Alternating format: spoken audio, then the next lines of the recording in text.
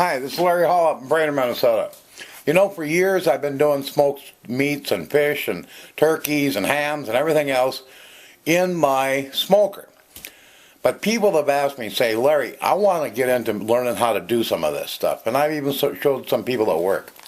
What's the most inexpensive way for me to get in it so I can make some of these things? You know, I want to make my own jerky and beef sticks and all that. So how can I do that? Well, I'm going to tell you. The one piece of equipment of all these years, I've got grinders and all kinds of stuff. But the thing that's worth more weight in gold to me than anything is this Jerky Cannon right here. This is made by LEM. This is phenomenal because that one's right there is 10 years old. It's built like a tank. The little attachment on the left is for making jerky. The one on the right is for making beef sticks, or what I call naked beef sticks because they're not in a casing. Then there's additional attachment you can get, that one right there, and that one is for stuffing casings. So if you want to make beef sticks and you want to put cheese or jalapenos or other things, you can do that. And then there's another attachment, and this is great for making summer sausage, great for making brats, kielbasa, other things like that. So if you've ever wanted to learn how to make beef jerky and beef sticks filled with cheese and jalapenos and everything else, your own breakfast links, and those are not cheap anymore, your own summer sausage, and your own brats, and your own kielbasa and other sausages, let's get started. I'll have links underneath where you can get this, how you can get started, the best price on it. I don't make a dime on this. I'm not affiliated with anything. I'm just saying this because it's a great product, and if you really want to learn how to get started the most affordable way, this Jerky Cannon is the way to go. Okay? So let's get started. Okay, you are in for a treat. We are going to make some jalapeno cheddar cheese filled beef sticks. Now you can do this with hamburger, you can do it with venison, any ground game. You can even do it with turkey, ground turkey. Okay? This is some awesome stuff. And you're going to really fall in love with it. Okay, what we're going to need is some hamburger, and this is a 3-pound package, a couple jalapenos, and I'm using here for my spice it's jerky spice. It's made by Nesco, and I'll put links underneath where you can get this. If you can't find it at your local store, there's quite a few places nationwide to handle it. Then we got some cheese. I'm going to use an 8-ounce package of cheese, and these are collagen casings. These are natural collagen casings. They're edible, and if you can't find it local from a butcher supply place or your bigger places that handle, you know, jerky making supplies and stuff like that, Bass Pro's got them, different. I'll have a link where you can get them online. Okay, and then what we're gonna do is we're gonna dump out the package, and it's the cure and the spice both. We're gonna dump them into the bowls, mix it all up. I'm going to use a tablespoon for each pound of meat. So I'm going to put 3 tablespoons of water in, mix that up good.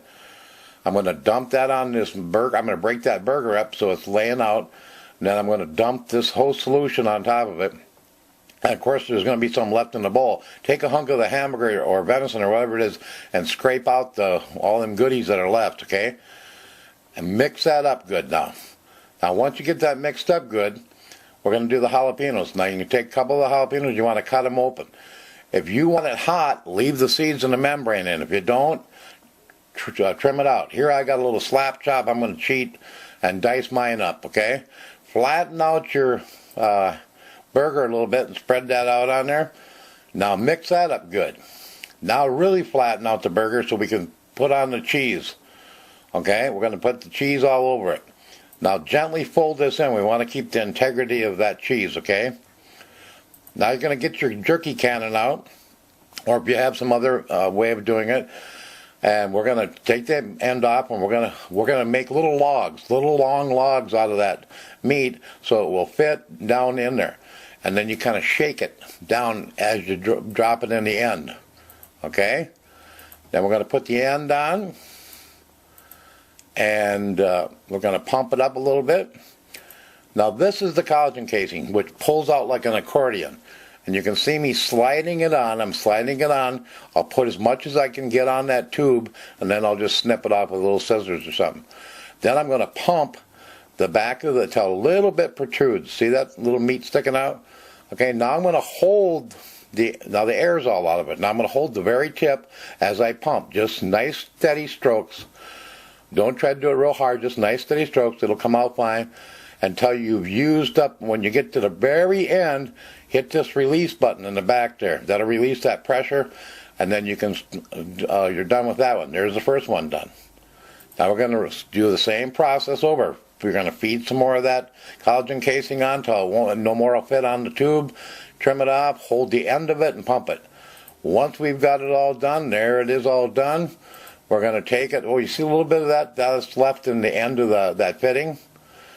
Okay, and then I took the end of a nylon spoon. You could stick that through. It pushes the meat out. That works pretty good for getting save that meat. We're going to come back to that later.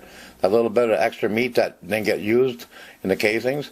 We're going to put it in the oven. You're going to set it at the lowest setting. 170, 200, no more than 200, because you can buy high temp cheese, but it's spendy. Okay, so you don't want to have to spend that money, because this way you can use any cheese you want. I'm using cheddar. You can use pepper jack. You could use Kobe. You could use any kind of cheese you want. And this is just what I'm using. Okay, now we're going to come. We got it in the oven. We got it set about 200 or 175 on the oven. We're just going to let it go. We're going to come back to that little hunk of meat that was left over with the cheese. Oh, here's where the fun begins. You can get everybody out of the room and tell them you got to do something top secret, because you're going to fry this up now. Of course, you get to taste it. You're the cook. And you're going to take a little taste of it, and oh, now you know. Now you can't wait. Now, after about an hour, here you want to invest in one of these. These are like $14 at Walmart and various places. This is a probe thermometer. It'll handle up to like 400 degrees. You can stick the probe in the meat. You can see I got it stuck in the end of the meat about an inch or so. And that way I can read exactly the temperature, because we want to have it come up to 160, okay? If you don't have one, at least get an instant read thermometer. But this makes it so nice because you can regulate and you know when it's done. When it's done, oh, there it is. It is beautiful. Now what we want to do is trim those ends off where we held it. And so we got nice clean ends, and we're going to cut it in nice pieces, okay? And there is your absolutely done, absolutely out of this world. You can't go buy this in the store. Phenomenal beef sticks. Hope you enjoy this. If you like this kind of stuff, please subscribe to my channel. I appreciate it. I'm going to be doing a whole series on this kind of stuff. So subscribe, and you'll keep getting the updates and notices. And I hope you enjoy it. And you're going to learn a lot of stuff. We're going to do all kinds of stuff in this series. And I think you'll really enjoy it. This is Larry M. Brainerd. Ciao.